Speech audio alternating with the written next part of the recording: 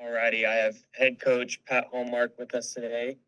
Just finished off a series sweep against Memphis. Looking forward to traveling to San Marcos to take on Texas State on Tuesday, and then South Florida this weekend in at Florida.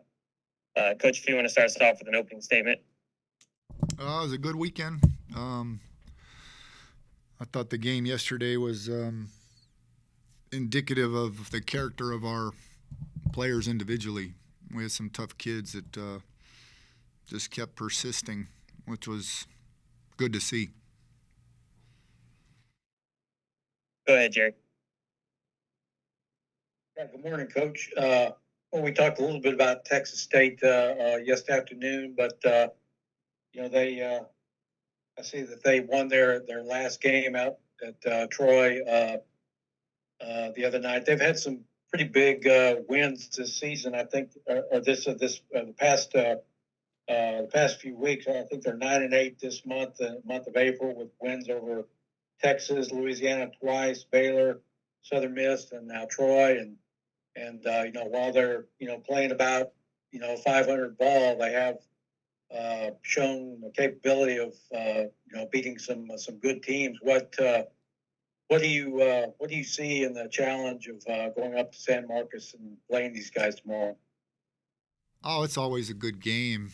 Last game we jumped on them early and they fought back and made it a close game. And it's just the nature of a rivalry in general. So, but they're talented. They always have good players. They do a good job in recruiting, and they got a nice facility over there. So yeah, really the thing that sticks out in my mind is just that they're going to have talented ball players on the field. So it's hard to beat talented ball players, but we do too. So it should be a good game. Go for it, Jerry. Coach, they're the top two guys in their batting order. Farber and Mora had big games over there in Troy yesterday. I think you were able to hold those two guys down pretty well in that last meeting, if I remember right. Is that a key to winning this game tomorrow? Is to try to focus on getting those two guys out, or are there some other people in there that concern you? Yeah, well, they generally hit first and second for them. They did last year as well. So they're certainly on our mind. They're the first two guys we're going to see, but they also have a lot of talent. Mora had a bunch of home runs his freshman year, and Farber I know well. He played with my son and friendly with his dad, so very familiar with Ryan. He's a heck of a ball player, freshman All-American last year. So both of them are really good. I don't know you can hold them down totally, both of them. They're going to get 8 to 10 at bats. So they'll probably, we talk about it all the time. It's not the base hit's not the end of the world. It's the next pitch. So we'll focus on the first pitch of the game at this point, try to throw a strike, and then see what we can do with those guys. But yeah, certainly, I think you're right. Those guys tend to set the tone for their offense. So we'll try to keep them off base. Jerry, any more? Yeah, just another just a question about your play defensively, Coach. I know I think the first two games of the last series you were error free, and I think maybe you had one this last game. And just I was curious to ask you about you play a lot of players and you switch players around to different positions, and yet you're able to somehow keep the errors down to a minimum. What does it say about your team's versatility on the defensive side that you're able to move guys around, but you still play good defense? What does that say about your versatility as a whole? Oh, it says that we're athletic. I think we've talked about it before. For a mid-major, we're very, very athletic. That's what jumped out at me in the fall as much as anything, and that I was excited about in talking to Coach Aguayo about this group more so than any group I've had since my early coaching days when I was an assistant at Rice and we were going to Omaha.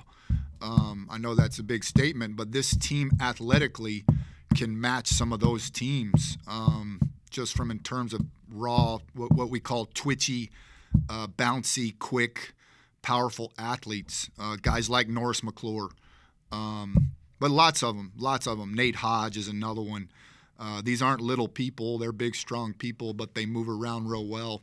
And so that's what I think you see sometimes. And then, I think they're trained well. Coach Aguayo does a good job, and Coach Cavazos does a good job in terms of training them at multiple positions. But it starts with the individual athlete and what they're capable of. So it's rare at a mid-major that you have this many quality athletes. But that's where the defense starts. Yeah, I think we made one error this weekend, but we didn't play good defense Sunday. If the guys are watching, I don't mind pointing it out, but we had a pass ball. McClure's got to make the play in the first inning that Caden called a hit. Bain made the wrong decision throwing home, and Detlefsen made an error. So we had 4 missed plays Sunday. But you are right. We had no missed plays Friday and Saturday. But I bring it up only so the guys hunt for improvement on Tuesday. Okay. Hey, Jerry? Coach, Yeah, go ahead. Coach, just one last thing. Just wanted to ask about your RPI. I only bring that up because it is as high as I've seen it. I mean, I think you were down at 23 earlier this year, but you're number 27 in the nation in the RPI, and just kind of how you feel about that right now. Are you looking at it? How do you feel about it? We do look at it. Yeah, we look at it because it matters. I mean, we feel good about it. I think we'd be silly not to feel good about it. But at the same time, we realize that, that can change. You got to play good ball. So ultimately, we do try to lean back towards, hey, what do we control, right? Like in some ways, we don't control that RPI. We control the next pitch we throw or the next swing. I guess we're visitor. We're going to be the visiting team on Tuesday. So we control the next swing decision we make. That's truly the only thing we control is that next swing decision. And then if the decision is to swing, then we control the power of that swing. So we try to break it down very, very methodically and simplistically into the things that we control. And if we're good at the things we control, then the RPI and stuff like that can get to where they are right now and where you want them to be. But if you get too absorbed in some of that stuff, you lose sight of what really matters, and that's the things you control: throwing a strike, swinging at a strike, taking balls, and when we do swing, making them dangerous, violent swings. Play good defense. All righty. Thanks, Jerry, for joining. Thanks, Coach. Thank you. Thank you, guys. Yep.